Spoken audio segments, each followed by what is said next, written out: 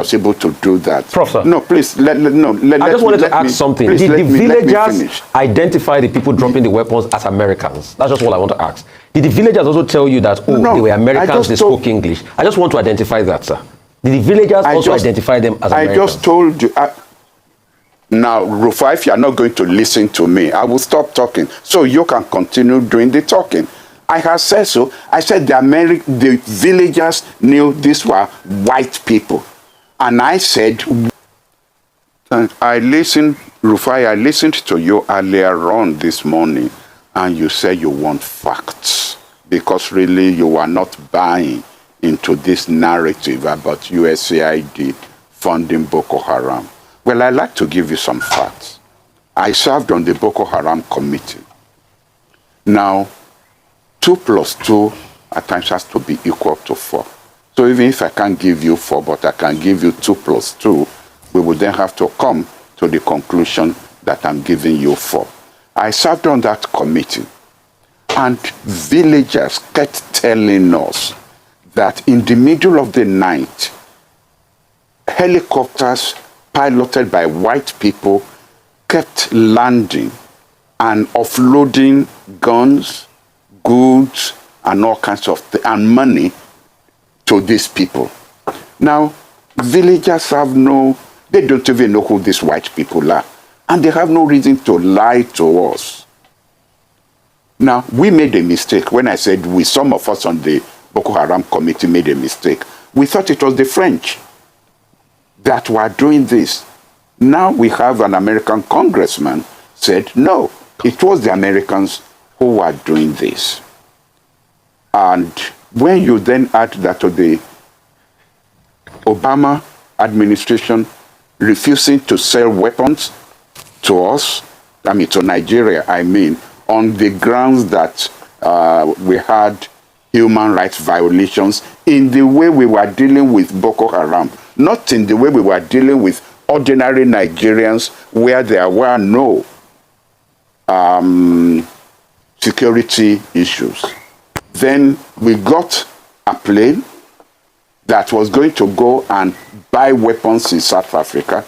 Someone tipped off the South Africans. It wasn't a Nigerian who tipped off the South Africans. Who tipped off the South Africans? You have to come to a conclusion that it has to be a power that had access to information that was able to do that.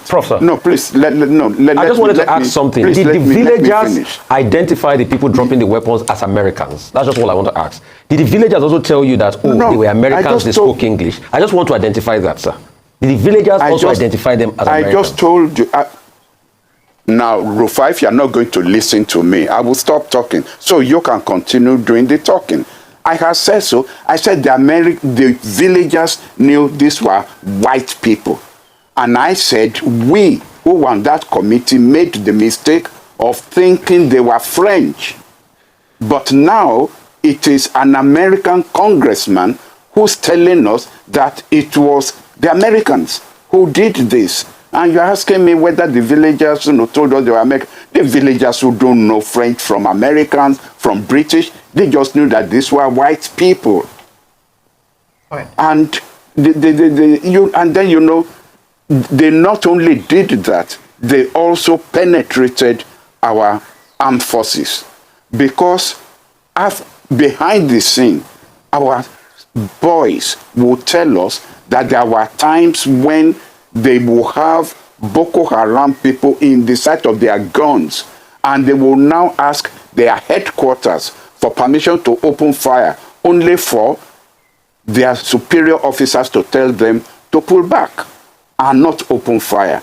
That shows the extent to which there was penetration and destabilization of our own security forces. Now, who will do this? Who will destabilize our security forces? There were Nigerians also who were involved. And this is where I'm going to be careful. I'm not going to mention names, but people who were going to the United States, who were leading delegations to the United States during this period. Our ambassador there, unfortunately, is dead now, but he wrote reports about the activities of these Nigerians, some of them governors, who were involved with the State Department and who were also involved with the White House and what they were doing. Now, who were the people who organized trips for Hillary Clinton and Kerry? Who will ignore Abuja and fly over Abuja to go and hold meetings with political operatives in parts of Nigeria without clearance with our own Aso Rock and our own foreign office? Okay, Prof. Hillary Clinton and Jerry were American officials. Prof, can I have a follow-up? Yes. Prof, and I have a right to ask questions as a journalist because yes, I don't have a dog in this fight. I just want the truth. That's just it. And neither do I. And my point is, let us investigate. But I also want facts. And that's why I deliberately did ask you that question. When you say you are putting 2 and 2 together, you must be able to give an empirical, tedious link. That's just my point. That's why I asked you that question pointedly. Did the villagers say the people they saw were Americans? And you said no, they said they saw white people. My second question is, who are the Nigerians? And what did that report say about them and what they were doing in the White House? And why did that report not come to light? Because, in all fairness, Prof, it's unfair for us to come here and say we don't want to mention names for a Boko Haram insurgency that has killed a lot of people. It's very unfair to the memories of our troops that are dead and people that are dying and lives that have been destroyed. So if that report was out, why didn't that report get out there so that we can see the facts in that report written? And what are the names of these people that were meeting this top American hierarchy? And what are also the names of those people that infiltrated the military and that said our troops should not shoot at this Boko Haram? We just want facts. I don't have a dog in this fight. I just want facts as a journalist, and we have a right to what facts are and the truth is. That's why I asked my question, Prof. So I don't have a bull, I don't have a dog in this fight. I'm just after the fact. Rufai, I agree with you. Neither do I. I also don't have a dog in this fight. I'm just a Nigerian, just like you. Now, if you take the newspapers during the period when Jonathan was in power, you will find the names and pictures of Nigerians in high places who were visiting Washington, pictures taken in the White House, pictures taken in the State Department. You will find those pictures. They are not hidden. And I cannot now go and look for those newspapers and hold up the newspapers, but those pictures are there. And in any case, if you Google Nigerians visiting Washington, governors, they are not unknown people, governors, and some of them are in the Senate, some of them are even who are occupying higher offices, who were visiting Washington, not twice. Those pictures are available, so they are not top secret. All right, okay. So really, and I'm not really. If I'm going to write, a piece, then I will go and look for those pictures and look for those reports. All right, thank you so much, Prof. If it's going to become independent, they have to ensure that the person they are handing over power to is the person they can control, so that they can continue to control those countries. And Nigeria had been a target. So I can't answer why they picked on Boko Haram.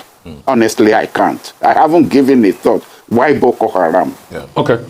Prof, you see, as a journalist, my job is facts. I eat and sleep facts. Again, I have gone through the newspaper article of the 12 governors in the north that went to America, and they talked about how they were going to, get more aid for development of their region and all of that. This was, in fact, some of the key personnel that are part of the governors then are in higher positions today in the country. I'm happy you made mention of the Salvador Allende case. I could only speak to the case because they were declassified documents by the perpetrators of the action based on what they did with ITT sponsoring the newspaper outfit called El Mercurio in Chile against Salvador Allende. And also there were valid court deposition from the families of General Schneider, the general that was killed leading up to the assumption of office by Augusto Pinochet in Chile. I have facts to that. Based on all of this, can we get a Nigerian intelligence report? Because, okay, let's say the West might be biased, they will not show us the link. At least we should have some internal reports that might have been able to prove this link. Because, yes, we can say speculations. We've talked about the Leahy laws. But a lot of people will argue with you, Prof, that America too had also used the Leahy laws on a couple of, other people. You talked about the case of South Africa. We're trying to buy weapons and all of that. Some people will argue with you, yes, that was also the case. But also, Nigeria finally also got those weapons, from other sources. In fact, based on your argument, when we extended the date of the election in 2015, we made some stride in clearing Boko Haram, and elections were held in those areas. So all I just want is that, is there any report I can hold on to as regards this activity of the United States? All I'm just after is a fact. Is there maybe like a Nigerian intelligence report we can quote? Rafael, yes, I accept that as a journalist, you go after facts. As a scholar, I'm also interested in getting my hands on facts. However, the theory of rational thinking means in the absence of facts, when you are dealing with intelligence operations, you can make deduction. And from those deductions, you can come to conclusions that even you will come to while you are dealing with facts. I think that is the difference between you and I. During this period, the northern governors were not talking only about getting aid for development. They were even accusing Jonathan of the one who was, for his own electoral purposes, building up Boko Haram. Yes. They were making that kind of, allegations. All right. And one knows. All right. And at the end of the day, Jonathan got a security organization from South Africa, all right, who almost fought Boko Haram who almost defeated them. Okay. But when Buhari came to power, he asked the South African military security organization to disengage. Again, all these are facts that are in the press. All right. You don't hear him? That is it. I've told you. He said there is nothing Nigerians can do. Nothing. I like this guy, Rufai. You won't pull words for Baba mouth. No, Baba na scholar now. I understand. He know these people. Yeah, he knows them, but he cannot call their names. These people are too powerful. Now imagine this one now said it that some of them are in Senate. They are Senate, right? Senators. Some of them are in House of Reps. They are there. Some of them are ministers. So these people are too powerful. He said it. Nothing. So he said nothing they can do about it. That is the truth. That is the truth. So now they said they want to set up investigation. They want to do this, blah blah blah. This matter will die on the media and just go report it. Nothing is going to come out. Nothing is going to happen. What is going to happen is this man have told you. Nothing. Absolutely nothing. Absolutely nothing. This is the country. Chasing criminals. The criminals you are chasing, or these people you are chasing, they are the leaders leading us. Criminals, or the sponsors of Boko Haram, the sponsors of all these groups, they are in government finding solution how to solve the problem or how to stop it. How are they going to stop it? And this is say the solutions is still within them. They know the solutions already. So what you define for Sokoto, it is inside your Sokoto. You don't suppose to find out. So these people know. So you heard by him say, I just said he should see you. There's nothing to say on this video. So what do you think? Please share this video and follow this page for more, because this matter, forget it, is dead on arrival, because they know.